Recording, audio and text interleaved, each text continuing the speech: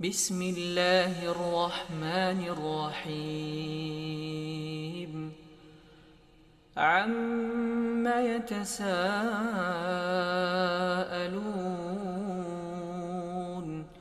عن النبأ العظيم الذي هم فيه مختلفون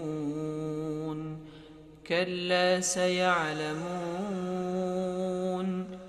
ثم كلا سيعلمون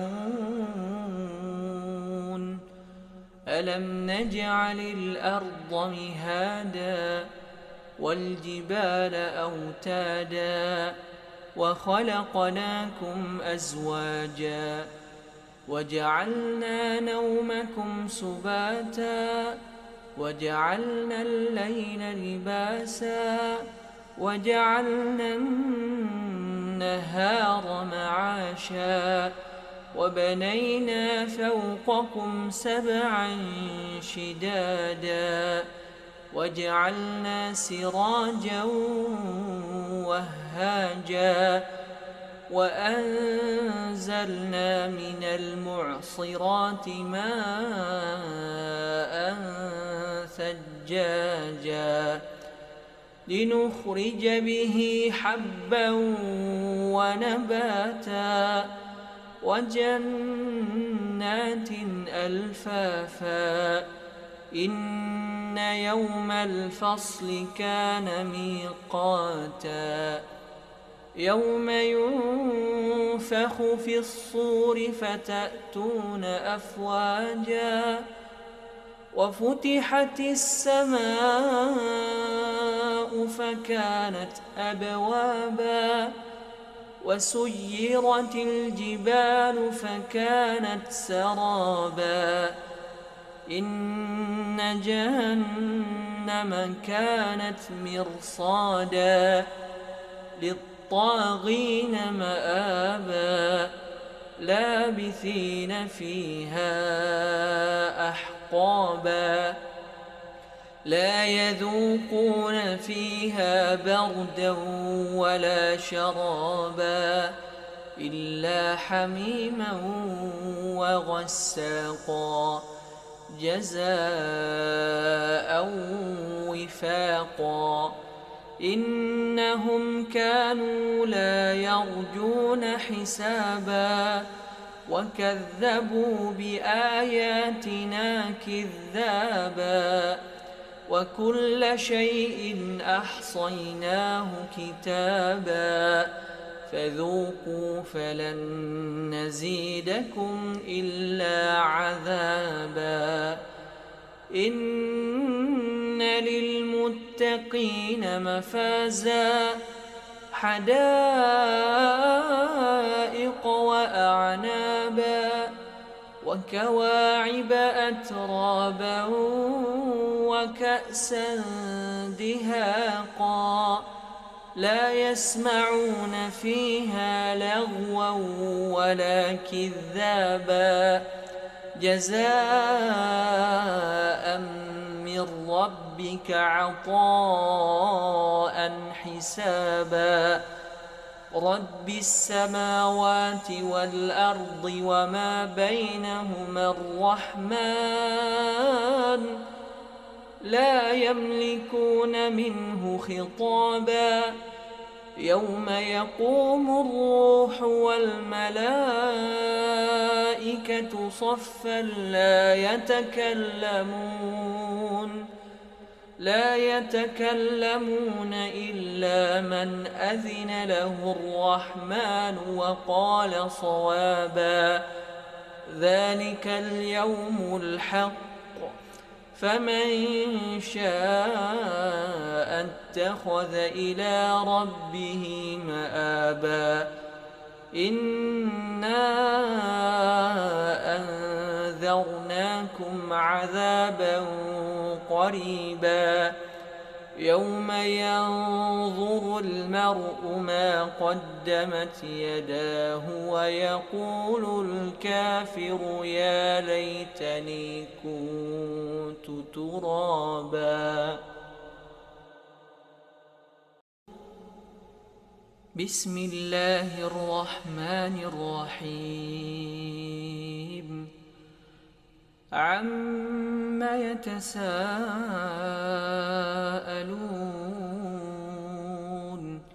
عن النبأ العظيم الذي هم فيه مختلفون كلا سيعلمون ثم كلا سيعلمون ألم نجعل الأرض مهادا والجبال أوتادا وخلقناكم أزواجا وجعلنا نومكم سباتا وجعلنا الليل لباسا وجعلنا النهار معاشا وبنينا فوقكم سبعا شدادا وجعلنا سراجا وهاجا يا أيها الذين آمنوا توبوا إلى الله توبوا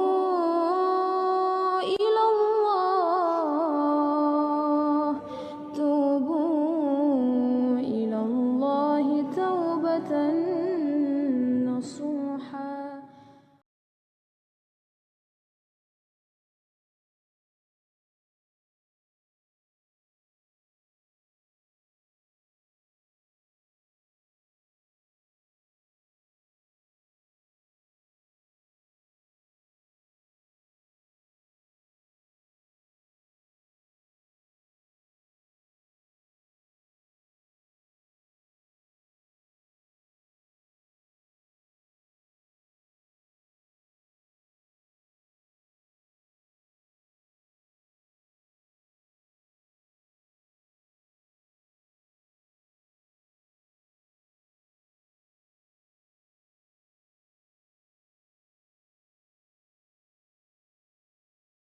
Assalamualaikum warahmatullahi wabarakatuh.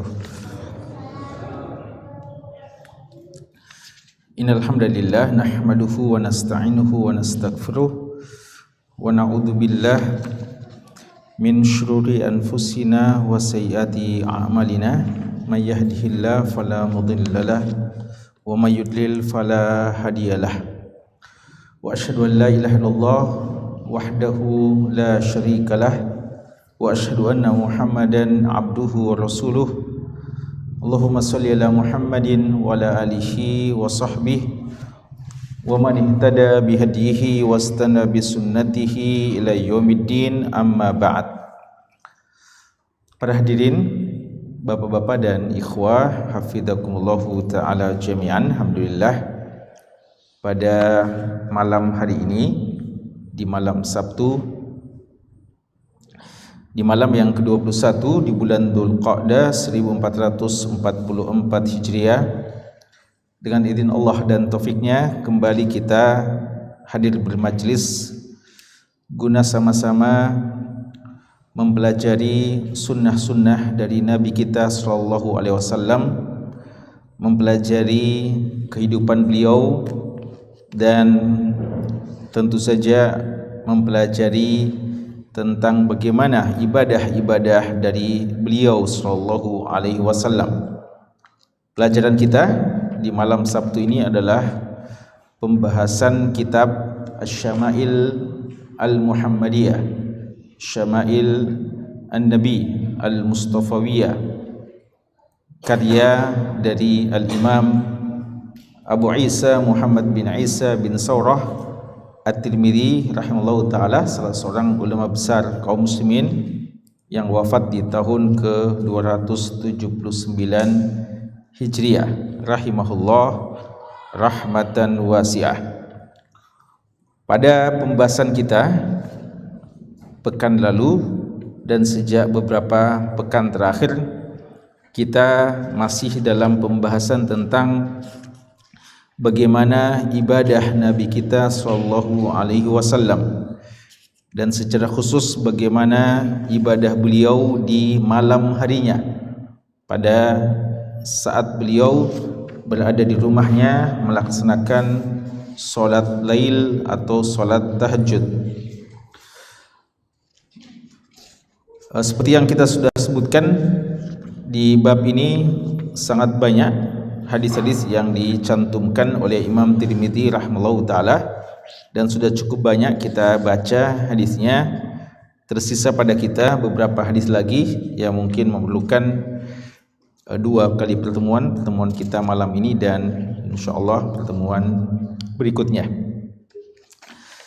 Dalam pembahasan kita yang paling terakhir, kita sudah membaca hadis yang datang dari sahabat yang mulia Zaid bin Khalid Al-Juhani radhiyallahu anhu, yang menceritakan bagaimana beliau mengamati, memperhatikan secara saksama tata cara solatnya Nabi sallallahu alaihi wasallam di malam hari ketika beliau dalam keadaan safar, ketika beliau berada di kemahnya dan beliau melaksanakan solat lail di situ.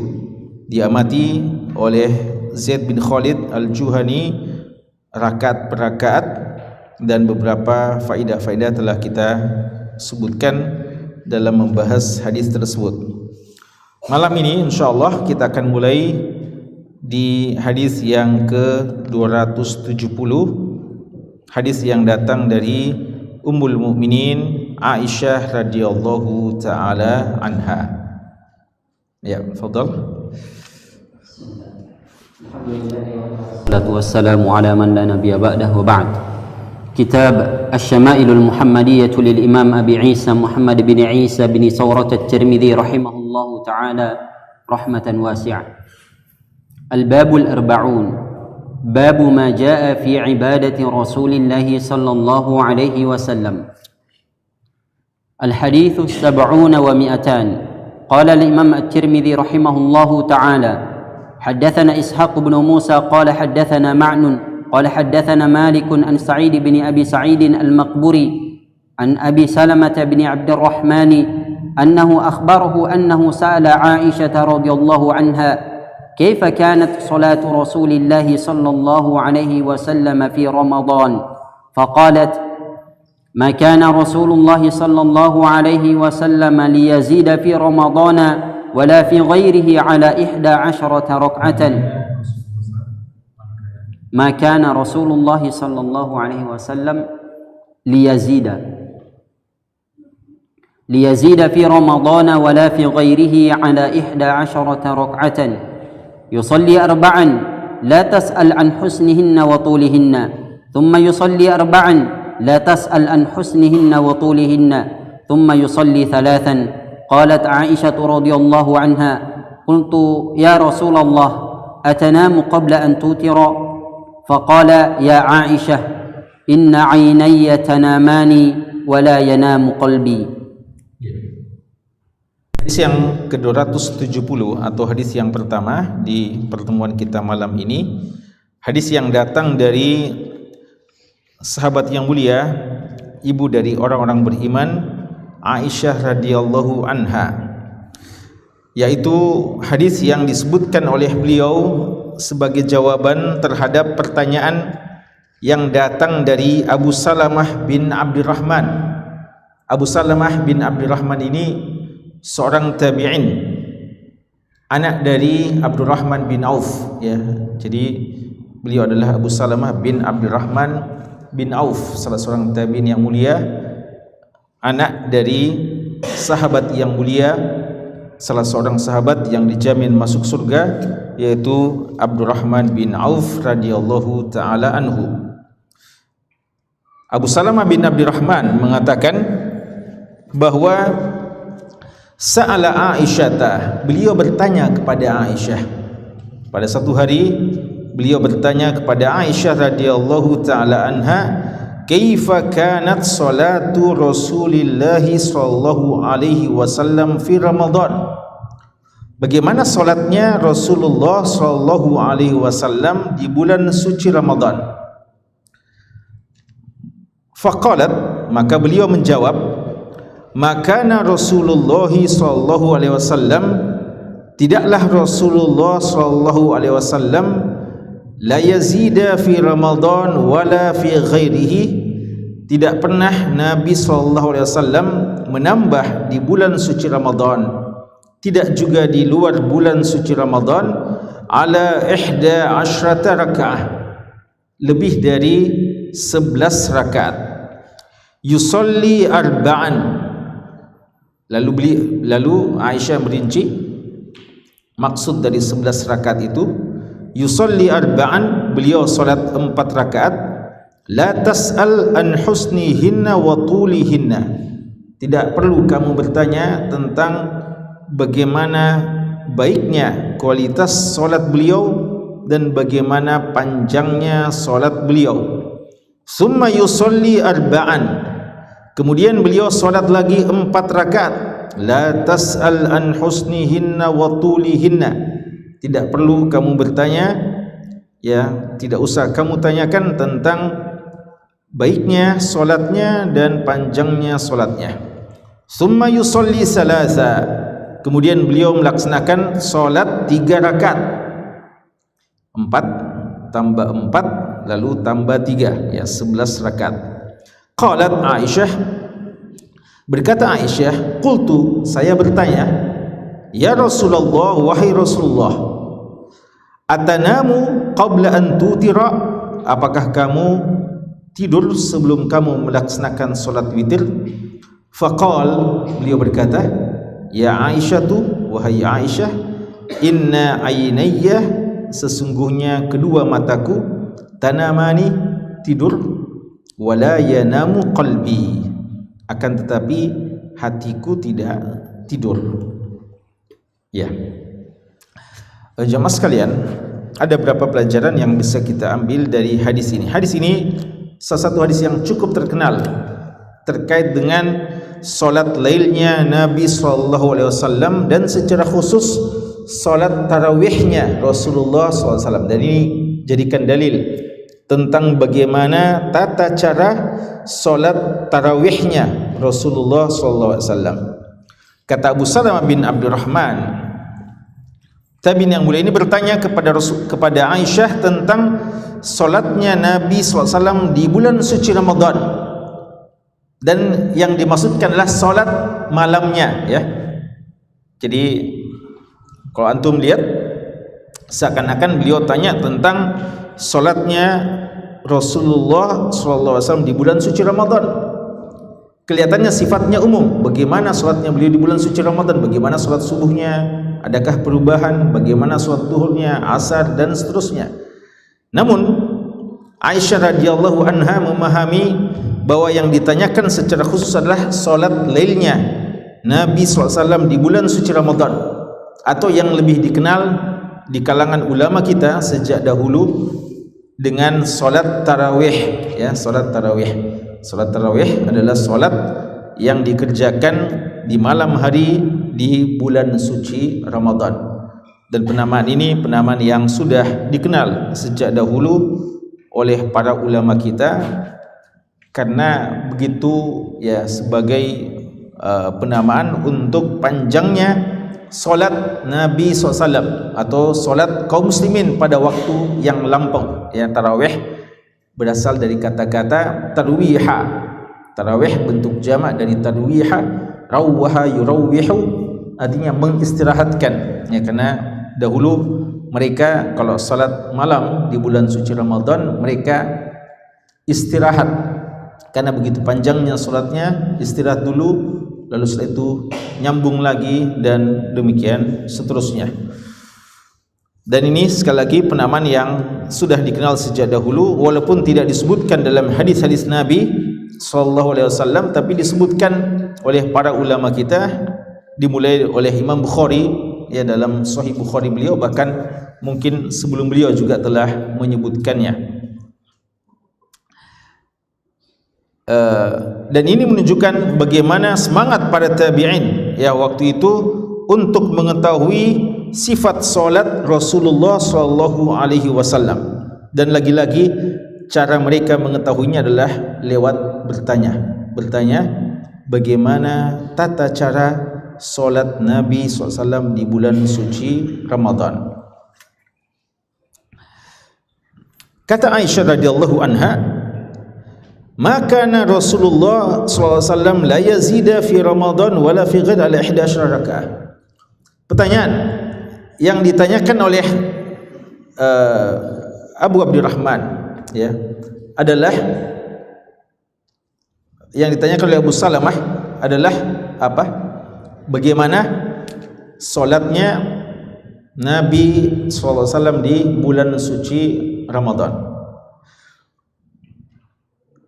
Tata caranya boleh jadi yang ditanyakanlah tata caranya ya, atau bagaimana pelaksanaannya. Tapi ternyata Aisyah radhiyallahu anha menekankan persoalan jumlah rakaat ya, menekankan persoalan jumlah rakaat. Lalu setelah itu menyebutkan beberapa sifat dari solat beliau. Kata Aisyah, beliau ditanya tentang bagaimana solatnya Rasulullah di bulan suci Ramadan, tapi jawabannya sifatnya umum. Beliau bilang beliau solat di bulan Ramadan dan juga di luar bulan Ramadan 11 rakaat ya. Dan ini menunjukkan jemaah sekalian bolehnya dan baiknya seorang yang ketika ditanya tentang satu masalah dan pertanyaan itu mungkin belum lengkap dan bisa kita jawab lebih lengkap dari yang ditanyakan, maka silahkan seorang yang ditanya, seorang mufti, seorang alim yang ditanya memberikan faedah tambahan ya. Jadi di sini ditanya tentang bagaimana salatnya di bulan suci Ramadan saja, tapi beliau menjawab bagaimana salatnya Rasulullah di bulan suci Ramadan dan juga di luar bulan suci Ramadan ya. Jadi beliau ceritakan di bulan Ramadan dan di luar bulan suci Ramadan. Ternyata Nabi SAW konsisten dalam pelaksanaan salat tarawihnya hanya 11 rakaat saja ya, hanya 11 rakaat. Dan jumlah ini sebagaimana yang kita sudah jelaskan dalam beberapa pertemuan, difahami bahwa beliau tidak menghitung tambahan-tambahan yang kadang dilakukan oleh Nabi SAW. Seperti apa? Seperti apa tambahan yang kadang dari selain 11 rakaat ini? 2 rakaat iftitah atau 2 rakaat sesudah witir ya. Itu di antara tambahan yang kadang dilakukan oleh Nabi SAW. Jadi dalam beberapa hadis Abdullah bin Abbas dan yang lainnya mengatakan 13 rakaat ya. Dan Aisyah selalu saja menyebutkan 11 rakaat. Walaupun dalam beberapa riwayat juga beliau pernah menyebutkan kalau dihitung 13 rakaat. Maka yang dimaksudkan dalam hadis ini 11 rakaat minus 2 rakaat yang menjadi tambahan sebagai pembuka sebelum beliau melaksanakan sholat lain. Dan setahu kami tidak ada ulama yang memahami hadis ini untuk mengatakan bahwa tidak boleh ditambah dari 11 rakaat ya. Aisyah radhiyallahu anha menjawab sesuai dengan pertanyaan, yaitu bagaimana solatnya Nabi SAW di bulan suci Ramadan. Beliau tidak dalam kapasitas menjelaskan bahwa tidak boleh melaksanakan solat lebih dari 11 rakaat.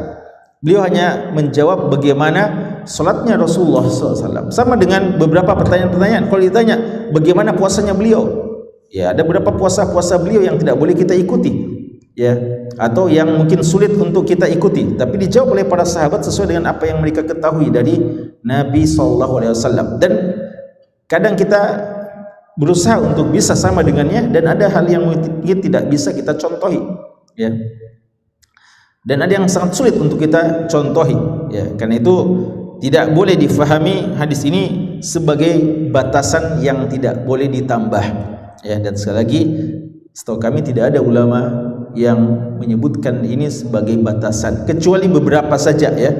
Kalau bisa dihitung dengan jari, maka yang paling terkenal di kalangan kontemporer adalah Syekh Al-Albani rahimahullah, dan mungkin sebelum beliau yang dekat-dekat adalah Imam Sun'ani dalam Subulus Salamnya, dan mungkin termasuk yang paling jauh adalah Ibnu Arabi Al-Maliki dalam Aridatul Ahwazi. Selain itu, para ulama tidak memahami hadis ini sebagai batasan jumlah dan mereka tetap membolehkan melaksanakan solat malam lebih dari 11 rakaat. Ya, adapun kalau kurang dari 11 rakaat, semua sepakat bahwa minimal adalah 1 rakaat, ya bisa. Tapi pertanyaan, bolehkah lebih dari ini? Karena Aisyah mengatakan tidak pernah menambah. Ya, jadi seakan-akan mungkin ada orang yang akan faham bahwa tidak boleh ditambah. Padahal tidak begitu maksud dari Aisyah radhiyallahu anha. Beliau sekedar untuk menjelaskan bagaimana jumlah rakaat yang dipilih oleh Nabi kita sallallahu alaihi wasallam. Kemudian Aisyah radhiyallahu anha ternyata setelah menjelaskan tentang jumlah rakaat, beliau juga jelaskan tentang sifat solat beliau. Ya, ini kata ulama kita, bagi orang yang mau menjadikan ini dalil bahwa harusnya kita ikuti jumlah rakaat dari Nabi SAW, maka seharusnya juga dia kalau mau konsisten, dia juga mengikuti informasi berikutnya yang disampaikan oleh Aisyah. Karena Aisyah tidak hanya menyebutkan jumlah rakaat, tapi beliau juga sebutkan bagaimana kualitas dari solat beliau dan tata cara solat beliau. Bagaimana itu? Kata Aisyah radhiyallahu anha, yusolli arba'an, beliau solat dulu 4 rakaat. Ya. Apa maksud dari solat 4 rakaat? Sebagian memahami solat 4 rakaat ini 4 rakaat sekaligus tanpa salam, kecuali pada rakaat yang terakhirnya saja. Ya. Jadi sebagian memahami, dan ini pendapat kecil dari sebagian ulama kita, sedikit dari ulama kita memahami bahwa yang dimaksudkan yusolli arba'an, bahwa beliau memang melaksanakan 4 rakaat sekaligus tidak salam kecuali pada rakaat terakhir. Namun jumhur ulama memahami yusolli arba'an ini adalah maksudnya beliau solat 2 rakaat tambah 2 rakaat, lalu setelah itu beliau istirahat dalam waktu yang cukup lama, dan itu diistilahkan dengan 4 rakaat.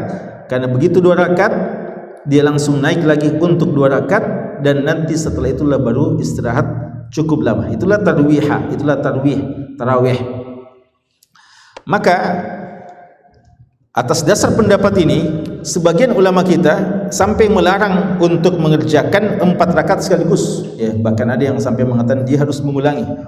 Walaupun wallahu alam bahwa tidak bisa diingkari orang yang melaksanakan langsung 4 rakaat. Karena memang zahir hadis difahami seperti itu, dan sebagian ulama kita walaupun tidak banyak memang memahami yang seperti itu. Ya, karena itu pendapat yang mengatakan harus diulangi ini pendapat yang berat, ya, artinya sulit ya untuk dikatakan bahwa mengingkari orang yang mengerjakan sekaligus.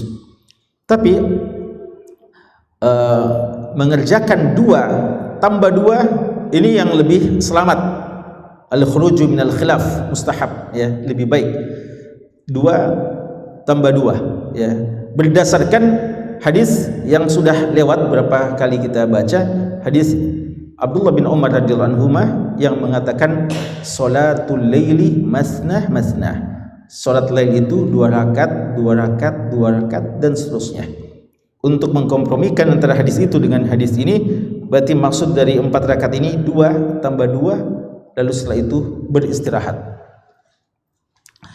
Dan atas dasar itu kurang tepat yang dilakukan oleh sebagian. Kadang ada orang sholat tarawihnya juga terlalu panjang istirahatnya. Sholat 2 rakaat dulu, lalu lama istirahatnya, lalu setelah itu 2 rakaat. Ya, kalau sebagian besar mungkin kaum muslimin sholat tarawihnya itu tanpa istirahat. Kenapa tanpa istirahat? Karena singkat-singkat, ya, satu ayat ya, lalu ruku dan sujudnya juga cepat, ya, jadi tidak perlu terlalu istirahat setelah 2 rakaat, supaya tidak terlalu lama-lama, sambung lagi, ya, supaya kita bisa memenuhi target setengah jam sudah selesai, ya, target bagi sebagian mungkin, ya. Ini tentunya tidak nyunnah, ya, ketika seorang selesai, ya, lalu langsung nyambung, itu bukan tarawih namanya. Sebagaimana kurang tepat juga pada sebagian yang mungkin 2 rakaat terlalu panjang istirahatnya, terlalu lama istirahatnya. Padahal kalau mau mengamalkan hadis ini, nanti istirahat yang panjang itu adalah ketika selesai 4 rakaat, ya, ketika selesai 4 rakaat.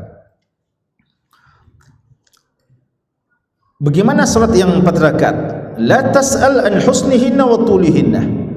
Jangan tanya, ya, jangan tanya, maksudnya tidak perlu kamu tanya, karena memang sudah sangat begitu, ya. Jadi tidak perlu ditanya, artinya sangat berkualitas, sangat bagus dan sangat panjang, ya. Jadi yang dimaksudkan tidak usah tanya bagaimana bagusnya dan bagaimana panjangnya, artinya dia sangat panjang dan dia sangat bagus kualitas solatnya. Apakah ada perbedaan antara an husnihinna wa tulihinna, baiknya dan panjangnya? Kira-kira sama saja maknanya husnihinna dan tulihinna atau berbeda?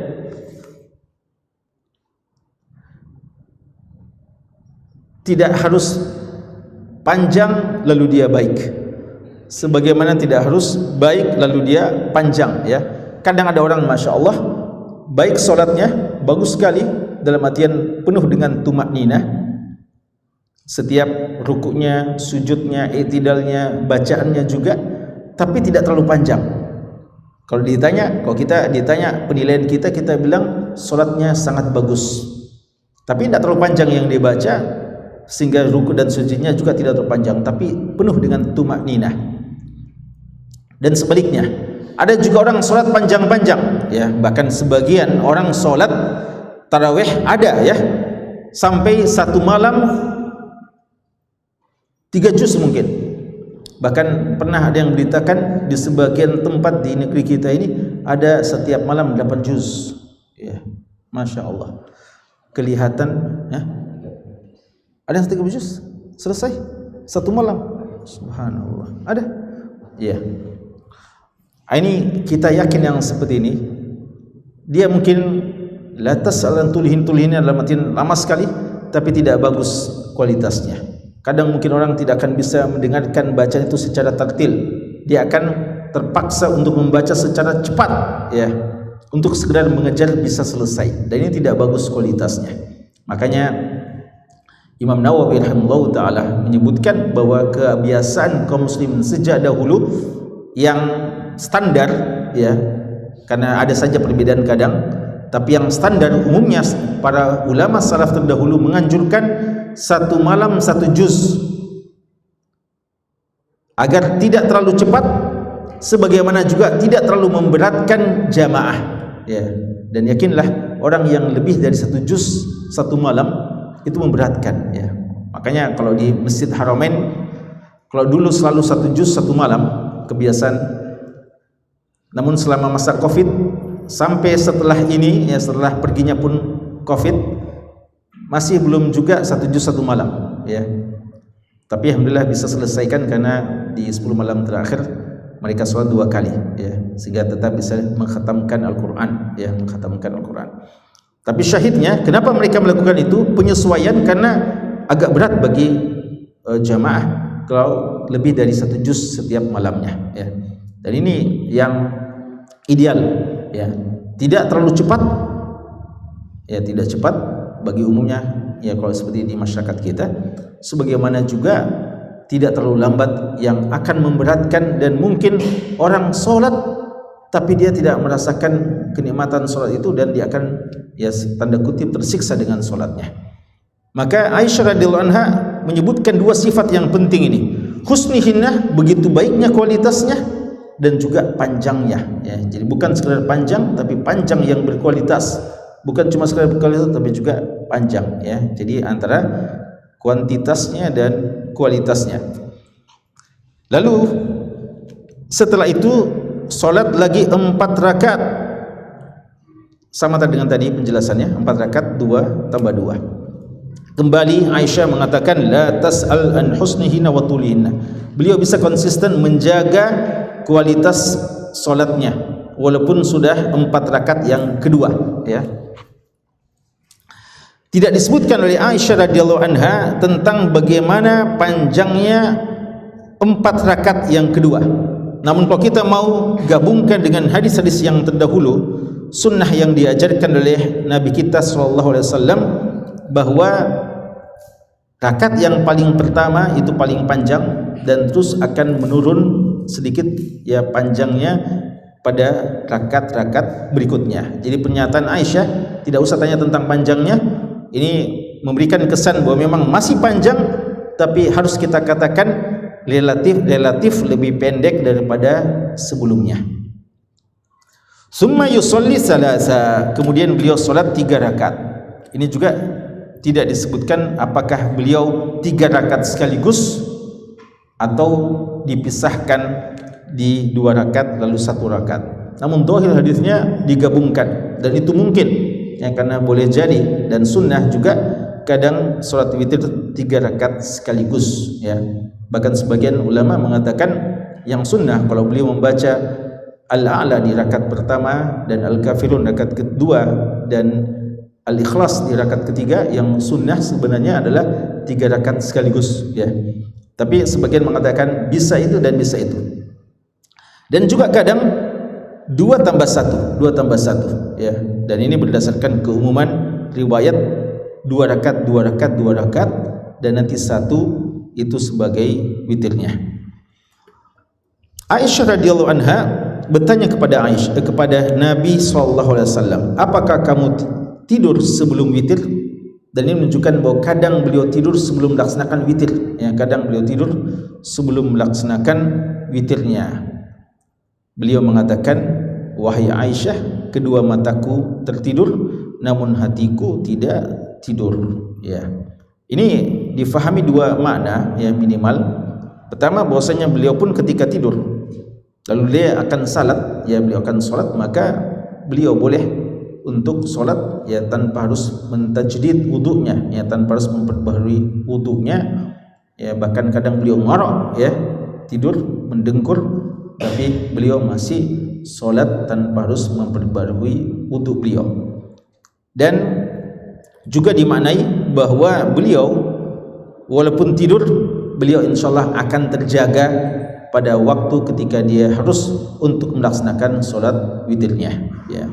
Dan ini menunjukkan bahwa hukum asal tidak disukai seorang yang sudah melaksanakan sholat lail lalu belum sholat witir kemudian dia tidur ya. Makanya sebagian ulama kita yang mengatakan sholat witir itu, ketika menjelaskan sholat witir, mereka mengatakan tidak wajib, dan itu pendapat jumhur. Kecuali sebagian mengatakan wajib bagi yang melaksanakan sholat lain ya. Seperti Syekhul Islam Ibnu Taimiyah, beliau tidak sama pendapatnya dengan Abu Hanifah, Imam Abu Hanifah yang mewajibkan sholat witir. Adapun Ibnu Taimiyah, beliau mengambil pendapat jumhur bahwa sholat witir tidak wajib, kecuali kata beliau bagi orang yang melaksanakan sholat lain ya, karena harus menutup malam itu dengan jumlah ganjil ya. Wallahu a'lam. Fadhal. الحديث 71 و200. قال الإمام الترمذي رحمه الله تعالى: حدثنا إسحاق بن موسى قال حدثنا معن قال حدثنا مالك عن ابن شهاب عن عروة عن عائشة رضي الله عنها أن رسول الله صلى الله عليه وسلم كان يصلي من الليل 11 ركعة يوتر منها بواحدة فإذا فرغ منها اضطجع على شقه الأيمن. الحديث 72 و200. قال الإمام الترمذي رحمه الله تعالى: حدثنا ابن أبي عمر قال حدثنا معن عن مالك عن ابن شهاب نحوه وقال وحدثنا قتيبة عن مالك عن ابن شهاب نحوه. Kemudian hadis yang 271 dan 272 ya. Hadis 272 ini hanya menyebutkan jalur lain dari periwayatan yang ada yang sebelumnya. Hadis yang ke-271 dari Aisyah radhiyallahu anha, anna Rasulullah sallallahu alaihi wasallam, bahwasanya Rasulullah sallallahu alaihi wasallam kana yusalli minal laili 11 rakaah, melaksanakan salat lail 11 rakaat, yutiru minha biwahidah, dari 11 rakaat ini beliau melaksanakan solat witirnya dengan 1 rakaat. Fa idza faragha minha, kalau beliau sudah selesai dari solatnya, ittaja'a ala syiqqihil aiman, beliau berbaring di bagian kanan, ya, di lambung kanan beliau, ya, berbalik tidur atau berbaring di sebelah kanan beliau. Hadis ini pertama dari segi jumlah, ya, Aisyah radhiyallahu anha tetap menyebutkan jumlah 11 rakaat. Tapi di sini ada faedah baru bahwa beliau melaksanakan witir 1 rakaat. Kalau tadi bilang apa? 3 rakaat, ya. Berarti tadi bisa saya memang beliau maksudkan 3 rakaat sekaligus. Kalau ini 1 rakaat, maka yang dimaksudkan beliau 2 sampai 10, lalu tambah 1 rakaat, ya, tambah 1 rakaat. Dan ini bisa digabungkan dengan hadis Abdullah bin Umar radhiyallahu anhu yang memang mengatakan masna. Lalu faedah yang lainnya adalah bahwa beliau kadang masih punya waktu untuk istirahat setelah sholat lail, dan ini juga telah kita sebutkan dalam beberapa pertemuan. Bahkan kadang beliau masih ada waktu untuk bisa bersama dengan istrinya, ya, radhiyallahu taala anhun. Namun jika beliau hanya sekedar istirahat untuk melaksanakan sholat berikutnya atau untuk persiapan sholat subuh, beliau tidur di sisi kanan beliau, ya, beliau tidur sambil berbaring di sisi kanan beliau. Dan ini sunnah yang beliau ajarkan, bukan hanya dalam kondisi yang seperti ini, namun seperti yang pernah kita pelajari di bab tentang sifat tidur beliau, memang beliau ketika tidur selalu tidur di bagian sisi kanan beliau sallallahu alaihi wasallam, ya. Dan sudah kita sebutkan faedahnya, istirahat yang sebentar ini bisa mengembalikan kekuatan kita, kesegaran kita, kebugaran kita untuk bisa lagi melaksanakan salat subuh dengan khusyuk, ya. تفضل. الحديث الثالث 70 و200. قال الإمام الترمذي رحمه الله تعالى: حدثنا هناد قال حدثنا أبو الأحوص عن الأعمش عن إبراهيم عن الأسود عن عائشة رضي الله عنها قالت: كان رسول الله صلى الله عليه وسلم يصلي من الليل 9 ركعات. الحديث 74 و200. قال الإمام الترمذي رحمه الله تعالى: حدثنا محمود بن غيلان قال حدثنا يحيى بن آدم قال حدثنا سفيان الثوري عن الأعمش نحوه. Hadis yang ke-273 masih datang dari Ummul Mukminin Aisyah radhiyallahu anha. Beliau mengatakan adalah Rasulullah sallallahu alaihi wasallam salat malam 9 rakaat. 9 rakaat. Pertanyaan, apakah ini tidak bertentangan dengan hadis-hadis sebelumnya yang beliau katakan 11 rakaat? Bertentangan atau tidak? Ada pertentangan atau tidak? Tidak, karena sebelumnya beliau mengatakan tidak pernah menambah, ya. Beliau tidak mengatakan tidak pernah kurang dari 11 rakaat. Beliau mengatakan tidak pernah lebih dari 11 rakaat. Jadi tidak bertentangan, karena beliau hanya mengatakan tidak pernah lebih dari 11 rakaat. Adapun kurang, maka ada kemungkinan kadang beliau kurang dari 11 rakaat. Di sini dikatakan 9 rakaat. Dan ini tentu saja kondisi-kondisi tertentu. Adapun kebiasaan beliau yang terbanyak adalah 11 rakaat. Ya, fadhal. الحديث الخامس والسبعون و200. قال الإمام الترمذي رحمه الله تعالى: حدثنا محمد بن المثنى قال حدثنا محمد بن جعفر قال حدثنا شعبة عن عمرو بن مرة عن أبي حمزة رجل من الأنصار عن رجل من بني عبس عن حذيفة بن اليمان رضي الله عنه أنه صلى مع النبي صلى الله عليه وسلم من الليل. قال: فلما دخل في الصلاة قال: الله أكبر ذو الملكوت والجبروت والكبرياء والعظمة. قال: ثم قرأ البقرة ثم ركع فكان ركوعه نحوا من قيامه وكان يقول سبحان ربي العظيم سبحان ربي العظيم ثم رفع رأسه فكان قيامه نحوا من ركوعه وكان يقول لربي الحمد ثم سجد فكان سجوده نحوا من قيامه وكان يقول سبحان ربي الأعلى ثم رفع رأسه فكان ما بين السجدتين نحوا من السجود وكان يقول رب اغفر لي حتى قرأ البقرة وآل عمران والنساء والمائدة والأنعام. شعبة الذي شك في المائدة والأنعام. قال أبو عيسى وأبو حمزة اسمه طلحة بن زيد وأبو حمزة الضبعي اسمه نصر ibn Imran.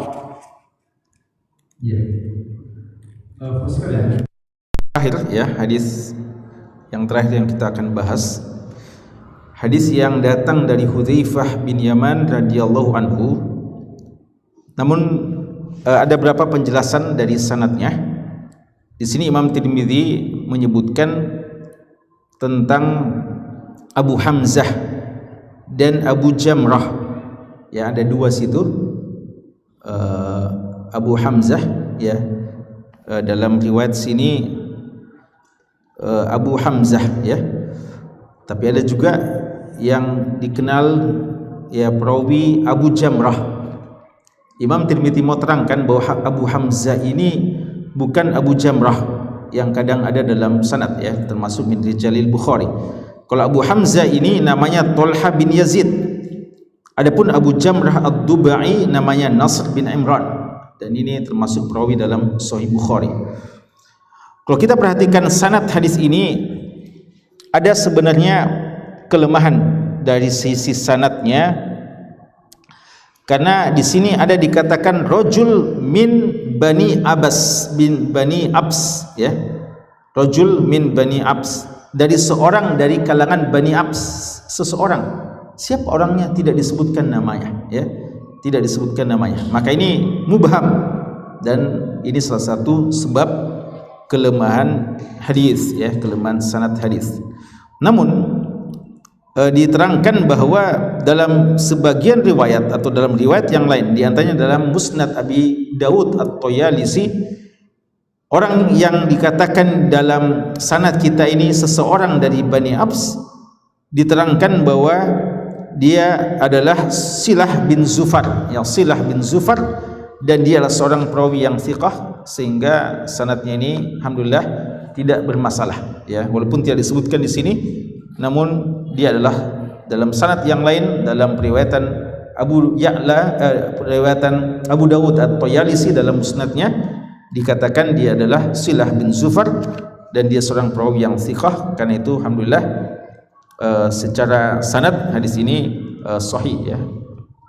Dan hadis ini juga diriwayatkan oleh Bukhari dan Muslim dengan beberapa matan yang atau beberapa lafaz yang agak berbeda. Kemudian hadis Hudzaifah bin Yaman radhiyallahu anhu. Ya, hadis Hudzaifah bin Yaman radhiyallahu anhu, beliau mengatakan shalla ma'an nabi sallallahu alaihi wasallam minal lail. Beliau salat bersama dengan Nabi sallallahu alaihi wasallam di satu malam. Ini yang sudah sering kita katakan bahwa hukum asal salat lail di luar bulan suci Ramadan tidak dianjurkan atau tidak dijadikan kebiasaan. Namun jika dia dikerjakan disebabkan adanya keadaan-keadaan tertentu, atau karena ketemu dengan saudara kita, kebetulan kita mabit bersamanya, atau kita berada di sisinya lalu dia mau melaksanakan salat lail, maka tidak ada salahnya kalau kita salat lail bersama-sama dengan dia ya, sebagaimana kisah Abdullah bin Abbas radhiyallahu anhu dan juga kisah dari Hudzaifah bin Yaman, dan nanti ada kisah dari Abdullah bin Mas'ud radhiyallahu anhu. Jadi boleh salat lail secara berjamaah, namun tidak dijadikan kebiasaan setiap harinya, kecuali di bulan suci Ramadan yang memang dianjurkan dikerjakan sepanjang bulan Ramadan secara berjamaah. Beliau mengatakan falamma dakhala fis shalah, ketika Nabi sallallahu alaihi wasallam mulai masuk dalam salatnya, beliau mengatakan Allahu akbar Zul malakuti wal jabaruti wal kibriya wal azamah. Maha suci, maha besar Allah yang memiliki kerajaan dan keagungan, kesombongan. Ya, Allah Subhanahu wa taala maha agung, maha sombong, maha kuasa, maha besar, memiliki seluruh kerajaan dunia, bumi dan langit.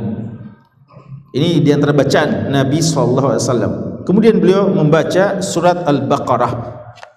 Itu difahami itu salah satu di antara bacaan iftitahnya Nabi kita SAW yang tadi. Lalu setelah baca Al-Fatihah, beliau baca surat Al-Baqarah. Kemudian beliau rukuk, ya. Dalam sebagian riwayat, dan ini akan disebutkan di bagian akhir nanti, beliau baca Al-Baqarah, An-Nisa, Ali Imran. Lalu Syu'bah meriwayatkan juga menambah dengan Al-Maidah dan Al-An'am, tapi ini ada keraguan. Ya, kalau ini ditambah, subhanallah, ya. Jadi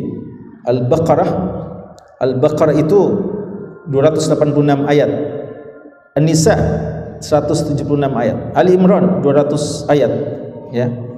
Kemudian Al-Maidah, ya, 120 ayat, ya, sekitar itu 120 kalau tidak salah. Terus Al-An'am 165 ayat. Ini termasuk sabak tiwal semuanya, ya, kalau sahih seperti itu, walaupun ada keraguan, ya.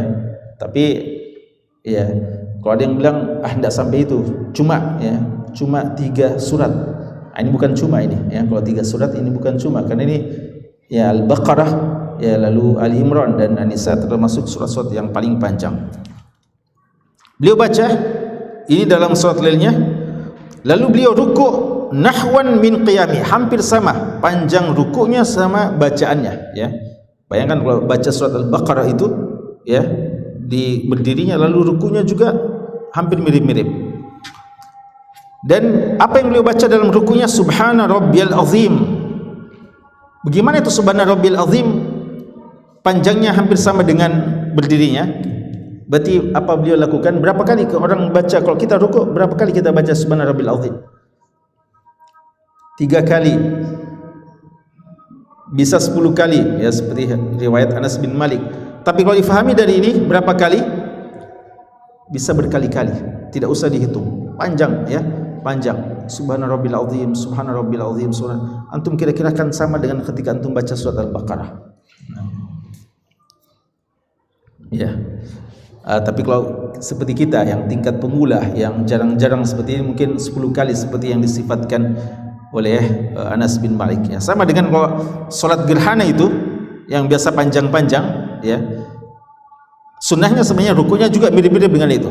Tapi kalau sudah agak lama rukunya, ya, bolehlah dikatakan sudah itu berdiri, ya. Karena kalau rukunya pas betul lamanya dengan berdirinya, mungkin ya kita tidak pada kuat untuk melaksanakannya.